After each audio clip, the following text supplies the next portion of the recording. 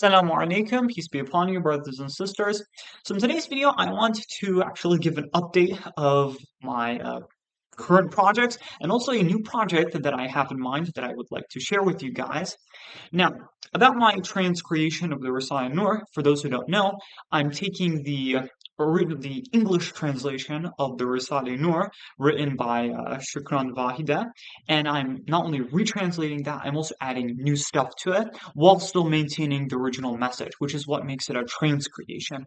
You're translating it and you're also adding new stuff to it, okay? Now, how's that going? Well, it's definitely a work in progress, but it still needs a lot of work. It needs a lot of polishing. Okay, I wish I was able to finish it more early. It's been a bit of time since I started writing it, but I'm busy with a lot of things right now, so I haven't been able to devote as much time to it as I would have liked. When will it get finished? I don't know. Maybe in a week, maybe in 2 weeks. I can't say for sure. Now, on the other hand, I also have a future project of the Risale Nur compilation. So this is a book that I want to make, or maybe it'll end up being a series of books, which compile the different stories, analogies, and examples from the Risale Nur and put them into like a descriptive story format. Okay, and I want to put that into a book, okay, or maybe a series of books. Okay, now when am I going to start writing this? Well, I'm going to start writing this once I finished my current novel, The Siege of the Marshlands. And, the beginning of the end of my current novel is starting to be seen. I don't know when it's going to be finished. I hope pretty soon, maybe in a few months. But once again, I can't give a precise date. But once I finish my current novel, inshallah, I'll be able to move on to that future project of compiling the stories of the Risale-i Nur. Now, putting those aside, I also have another project idea, and this I want to undertake in the rather far future, not in the near future. So maybe months later, maybe a year or two, right? I don't know when it'll happen. But what I want to do is I want to form a Risale-i Nur or an Islamic bastion. Now, you might be wondering what that is. Um, if we go to the 1,200 words, you should know, it sounds smart, and search on what a bastion is.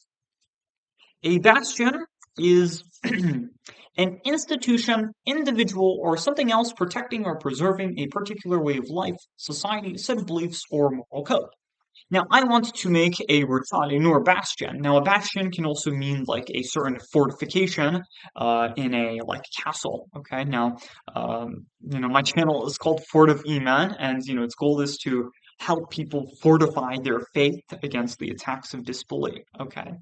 And I got an idea of to like form like this group in the future, which would like vigorously educate the youths on subjects of Islam, on Sharia law, on also like the works of Sayyid Said Nursi, like the Risale-i Nur, and really just fortify their iman, just make their faith really strong.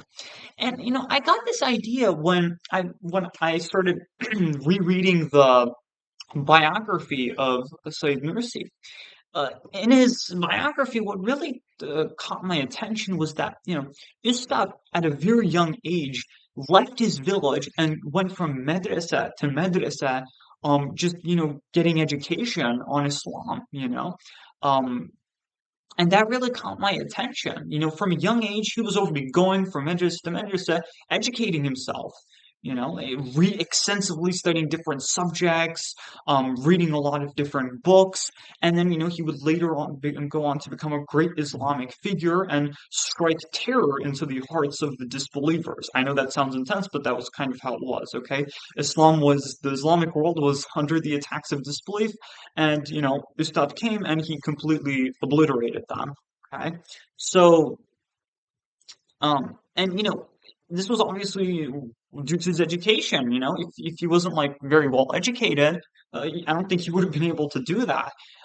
So I want to like form a Risale-i Nur group which would educate the youths, because the problem is that when and I know this from firsthand experience, when you're not educated, what ends up happening is that you can end up becoming susceptible to doubts and to ignorance. Okay, so I'll give an example from my own life. A year ago, okay, I was really interested in Islamic sectology. Okay, so in other words, I was really interested in the different sects or denominations of Islam. Okay, so we have the religion Islam, and then within Islam there are different sects, just like how there are sects in Christianity or Judaism and whatnot. Okay, and I was really interested in the different sects. And, one day I was like, like, I wonder if we actually have free will. I was wondering, like, do we actually have free will? Maybe everything is just predetermined by God. And I did some research, and I found that there was this sect called the Jabriya sect, which originated during the Umayyad Caliphate, so like more than like 1,000 years ago.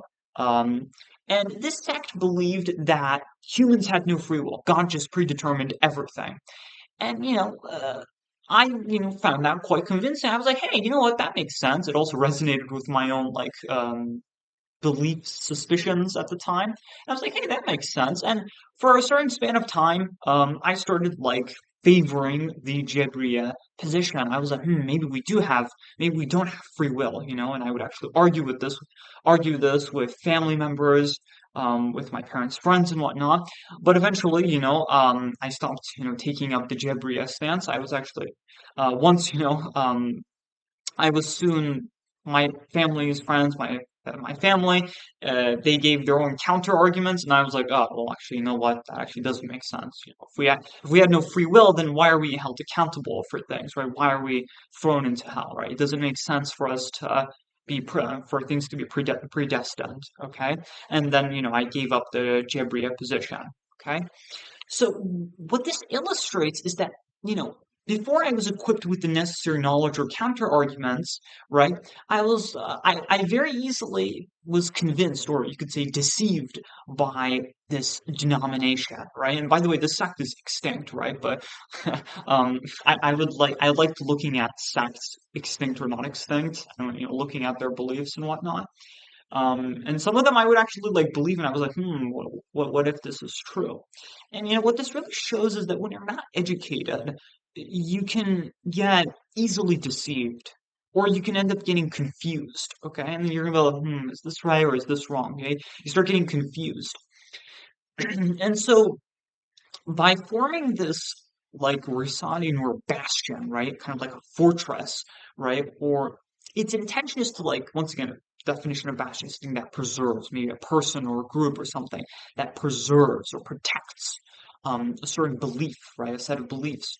And so I want to, with this group, I want to help like educate the youths and protect them from from not only disbelief or also from doubts, so that they don't become like deviant, so that they don't also become confused like I was like a year ago, and be like, like, well, what if this is not true? Or what if this is true, right?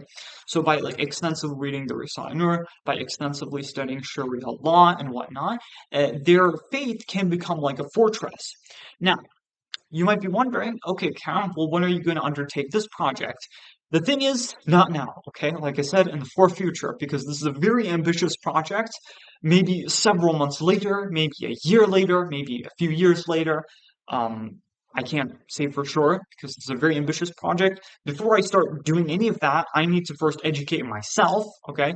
I need to study the Risale-i, I need to study Sharia law and different subjects, and I need to really educate myself before I decide to educate other people. I mean, it's kind of like if I was an architect who only knew the very basics of architecture, and then I was overly trying to teach people how to build a fortress on top of a mountain. It's not a good idea.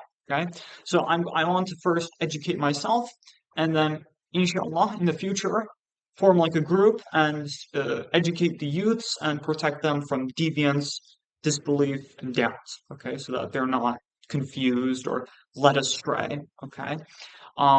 So, for all these projects that I have, whether it's the transcreation of the Risale-i, compilation of the stories of the Risale-i, or forming a bastion dedicated to the Risale-i, and also Islamic education in general, please pray for me, okay, because it's a lot of projects, very difficult.